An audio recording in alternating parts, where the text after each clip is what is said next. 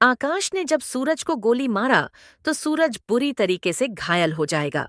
जी हाँ दोस्तों, आज का प्रोमो में आपने देखा होगा कि कैसे आकाश ईशा जी से बोलता है कि हर गुंडे के किस्मत में एक गोली लिखी होती है जो उसे कुत्ते की मौत मरती है, और आज मैं वही गोली सूरज को मारूंगा। और दोस्तों, कहानी में जब सूरज ईशा की शादी रोक देता है तो आकाश प्राण ले लेता है कि वह अब सूरज को मारेगा। तभी वह ईशा जी से दूसरी शादी करेगा और कहानी में आपको दिखाया जाएगा कि सूरज एक आईपीएस होने के अधिकार से सूरज का एनकाउंटर करने की कोशिश करता है। तो चलिए दोस्तों, जानते हैं आगे की कहानी की कैसे सूरज को आकाश की गोली लगती है। सीरियल पति ब्रह्मचारी की कहानी अब एक बेहद रोमांचक और खतरनाक मोड़ पर पहुंच चुकी है, जहां हर सीन में सस्पेंस, इमोशन और एक्शन का जबरदस्त तड़का देखने को मिल रहा है। कहानी की शुरुआत होती है गुलाब सिंह की खतरनाक साजिश से, जो अनिल को आदेश देता है कि सूरज को ऐसी हालत में पहुंचा दो कि वह शादी तक कभी पहुंच ही न सके।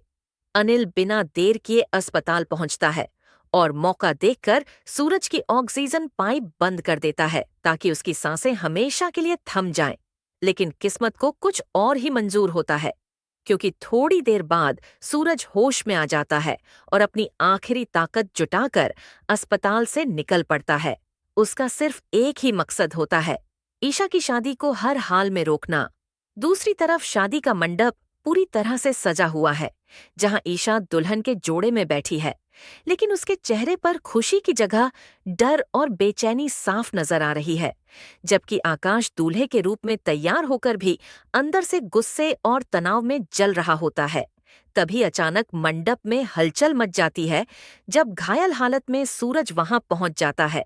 उसे देखकर सभी लोग चौंक जाते हैं और गुलाब सिंह के चेहरे का रंग उड़ जाता है, क्योंकि उसे यकीन ही नहीं होता कि इतनी कोशिशों के बाद भी सूरज यहां तक कैसे पहुंच गया। सूरज बिना समय गंवाए सबके सामने सच बोलना शुरू कर देता है और ईशा को बताता है कि यह शादी एक साजिश है जो उसकी जिंदगी बर्बाद कर देगी। ये सुनकर ईशा पूरी तरह टूट जाती है और मंडप में सन्नाटा छा जाता है। लेकिन आकाश अब खुद पर काबू नहीं रख पाता और गुस्से में कसम खा लेता है कि जब तक वह सूरज को खत्म नहीं करेगा तब तक वह किसी से शादी नहीं करेगा। इसके बाद वह सबके सामने अपने दूल्हे वाले कपड़े उतारकर वर्दी पहन लेता है और अपनी असली सोच सबके सामने रख देता है। वह ईशा से कहता है कि हर गुंडे की किस्मत में एक गोली लिखी होती है और आज वह गोली सूरज के नाम है। माहौल पूरी तरह से डर और अफरा तफरी में बदल जाता है। सूरज जैसे ही वहां से बाहर निकलता है, आकाश उसके पीछे जाता है। बाहर तेज हवा और बारिश का माहौल इस सीन को और ज्यादा खौफनाक बना देता है। सूरज गाड़ी से उतरता है और तभी आकाश अपनी बंदूक निकालकर बिना चेतावनी के उस पर गोली चला देता है।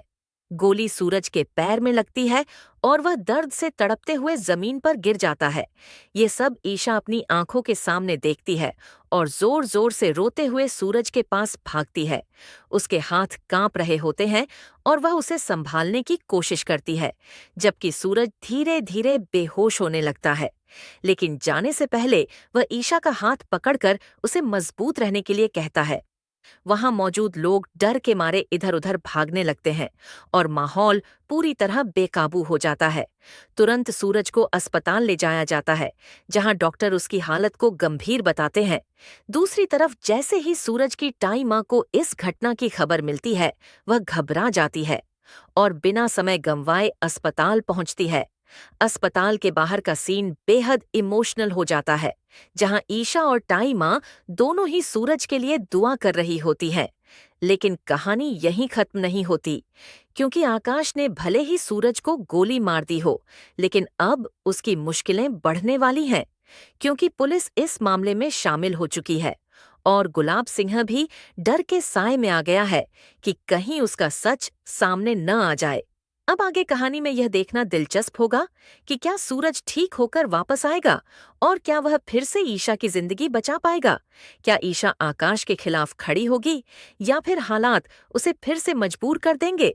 और सबसे बड़ा सवाल यह है कि क्या यह प्यार की कहानी यहीं खत्म होगी या फिर एक नया मोड़ लेकर और भी ज्यादा रोमांचक बन जाएगी।